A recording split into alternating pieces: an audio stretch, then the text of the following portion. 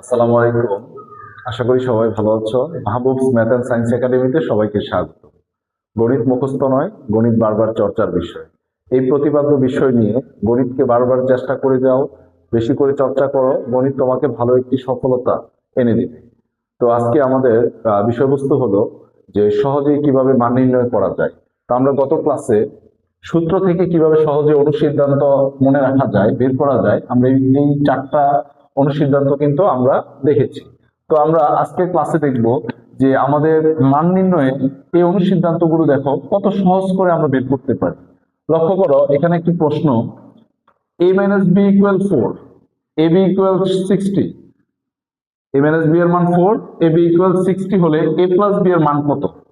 তুমি এখানে বলতে পারো যে এখানে তোমার কিন্তু মান আছে তিনটা, এর মধ্যে দুইটার a মাইনাস বি এর মান 4, এ বি এর মান 60, তার মানে এই দুইটা মান তোমার দেওয়া আছে এবং আরেকটা মান তোমাকে বের করতে হবে a প্লাস বি। এখন তুমি এই যে চারটা অনুসিদ্ধান্ত তুমি করেছো, তোমাকে যেই মানটা বের করতে বলেছে a প্লাস বি, দেখো তো a প্লাস বি হুবহু a plus B, not whole square, শুধু a প্লাস বি আছে কোনটাতে? নিশ্চয়ই তুমি এক নাম্বারটাই বলবে এটার মধ্যে a প্লাস বি আছে। এবং তুমি লক্ষ্য করে দেখবে এই প্লাস বি এই পুরোটা অনুসিদ্ধান্তর মধ্যে তোমার এই দুইটা মান কি এখানে বসানো যাবে কিনা। a মাইনাস বি এর মান 4, এ বির মান আছে 60, তার মানে a মাইনাস বি, দেখো a মাইনাস বি কিন্তু আমরা ব্রেকেটে এই মানটা বসাতে পারবো এবং এ বির মান 60, এই এ বি এর জায়গায় এই মানটাও আমরা বসাতে পারবো। তারপর মান বসিয়ে আমরা হোল স্কয়ার গুলোকে ভাঙিয়ে দিব, তাহলে কিন্তু আমরা a প্লাস বি এর মান পাই। তাহলে আমরা এটা সমাধান করার চেষ্টা করি। প্রথমে আমরা লিখলাম, আমরা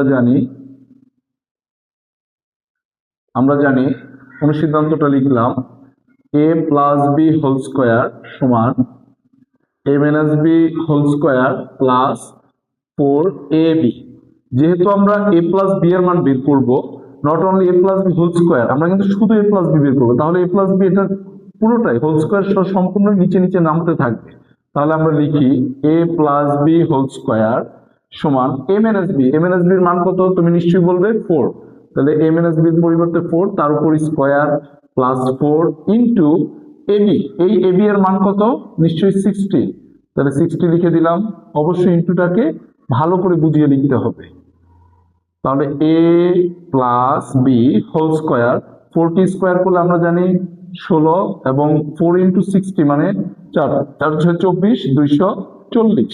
তাহলে আমরা এখান থেকে a প্লাস বি ইকুয়াল 240 আর 16, নিশ্চয়ই তুমি বলতেছো 256। তাহলে এক পাশে হোল স্কয়ার, যখন এক পক্ষের হোল স্কয়ার অপর পক্ষে চলে যায় সে হয়ে যায় কি রুট বা বর্গমূল। তাহলে আমরা এখানে যদি আমরা a প্লাস বি ইকুয়াল 256কে যদি আমি বর্গমূল ভাঙাই, নিশ্চয়ই আমরা পেয়ে যাই 16। বর্গমূলকে ভাঙানোর পরে সংখ্যার সামনে একটা প্লাস মাইনাস দিতে হয়, তাহলে আমরা a প্লাস বির মান পেয়ে গেলাম 16।